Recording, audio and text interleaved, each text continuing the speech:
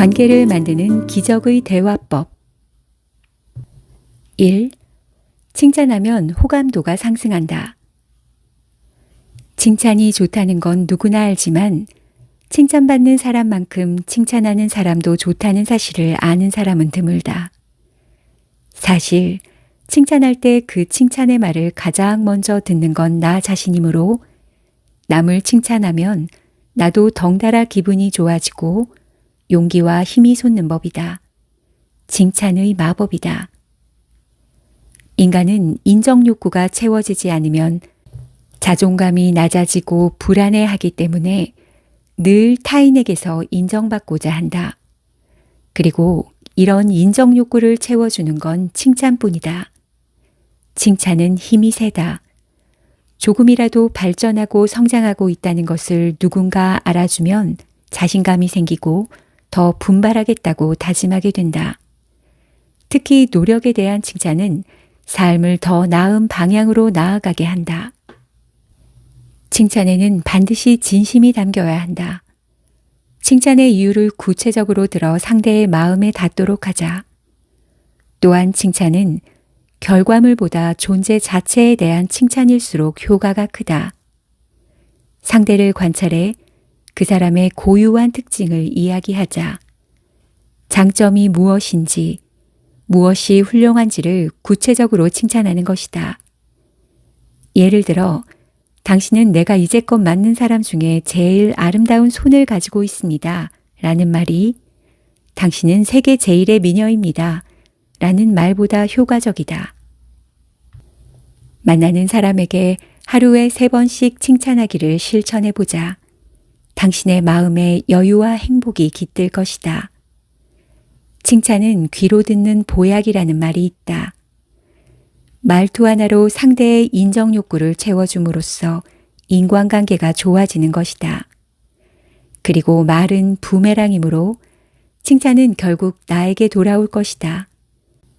자신을 칭찬하고 주위를 환기시켜주는 사람을 좋아하지 않는 사람은 없다. 2.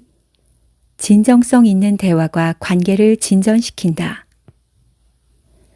말의 기술만으로는 진심을 담아낼 수 없다. 기술보다 더 중요한 건 말에 담긴 진심이다. 대화를 해도 마음이 느껴지지 않을 때가 있다. 그건 진심이 담기지 않아서이다. 누군가의 말투가 예쁘다고 따라할 필요도 없다. 말의 기술을 배우는 것은 수박 겉핥기다. 대화에 임할 때 내가 어떤 마음을 갖고 있는지부터 살피자.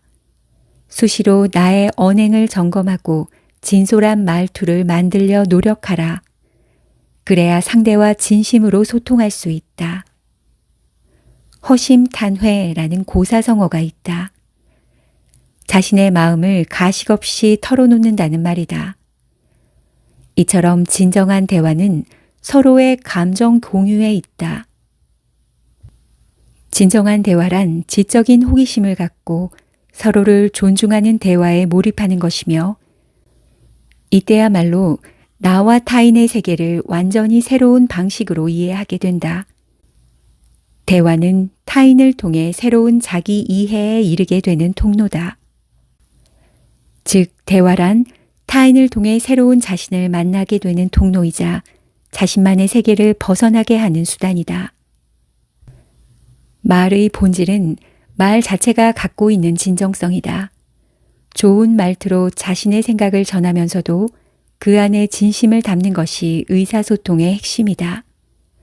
듣기 좋은 몇 마디 말로 상대를 설득하거나 관계를 돈독히 할 수 없다. 깊은 의사소통을 통해서만이 상대와의 관계가 깊어질 수 있다. 정직하게 마음을 털어놓는 사람에게는 저절로 도와주고 싶고 친해지고 싶은 마음이 든다. 이것이 인지상정이다. 3. 경청하면 문제 해결의 실마리를 얻을 수 있다. 인간은 상대의 귀를 원한다. 상대가 나에게 귀를 기울여 줄 때 자신이 존중받고 있음을 느끼기 때문이다. 또한 진정한 듣기란 단순히 소리를 듣는 게 아닌 시선과 표정, 태도가 상대를 향해 있는 것을 말한다. 즉, 경청은 관심을 갖고 집중하는 행위이자 상대의 마음을 읽어 공감하는 것이다. 온전히 상대에게 에너지를 모아야지만 가능하다. 미국의 철학자 존 듀이는 사람은 누구나 중요한 사람이 되고 싶은 욕망을 가지고 있다라고 했다.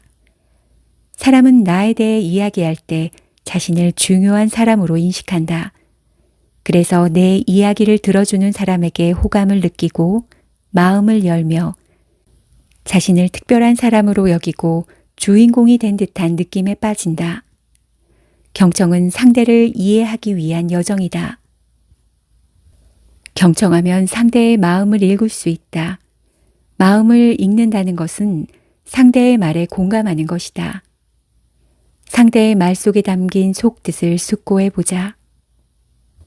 상대가 마음에 들지 않더라도 인내심을 갖고 상대에게 기회를 준다는 생각으로 대화하자. 어떤 이야기든 결론을 내릴 수 있도록 노력하자고 결심하라. 상대가 말썽꾼이라고 해도 말이다. 이청득심이라는 사자성어가 있다. 진심으로 상대에게 귀를 기울이면 그 사람의 마음을 얻을 수 있다는 뜻이다. 우리는 다양한 인간관계 속에서 수많은 갈등을 마주한다. 그리고 해결의 실마리는 상대의 말 속에 들어있는 경우가 많다. 남의 말을 듣는데 인색하지 않았는지 돌아보자. 진심으로 경청하면 상대의 공격성마저 이해하게 되는 경우가 있다. 알게 됨으로써 상대를 이해하게 되고 이해하게 되면 갈등을 해결할 수 있다. 경청해야 할 이유이다. 4. 상대의 마음을 헤아리면 사람을 얻는다. 세상에 나와 생각이 같은 사람은 단 한 사람도 없다. 그러므로 대화의 대전제는 공통된 상식은 없다가 되어야 한다. 그래야 어떤 상황에서도 상대를 원망하지 않을 수 있다. 그러나 상대의 마음을 헤아릴 수는 있다. 역지사지의 마음을 준비하자. 역지사지는 커뮤니케이션의 필수 요소로 마음을 헤아릴 수 있는 도구이다. 역지사지를 실천하려면 기존의 관점을 버리고 관점을 전환하려는 노력을 해야 한다. 내가 처한 상황에서 벗어나 상대를 바라보라. 물론 관점을 바꾸는 건 쉽지 않다. 수치로 계량할 수 없는 상대의 마음을 헤아리는 시만을 떠야 하기 때문이다. 아무리 멋있고 아름다운 말이라도 상대를 알아주지 못한 말은 화살처럼 되돌아올 것이다. 신뢰할 수 있는 관계를 심리학 용어로 라포르라고 한다.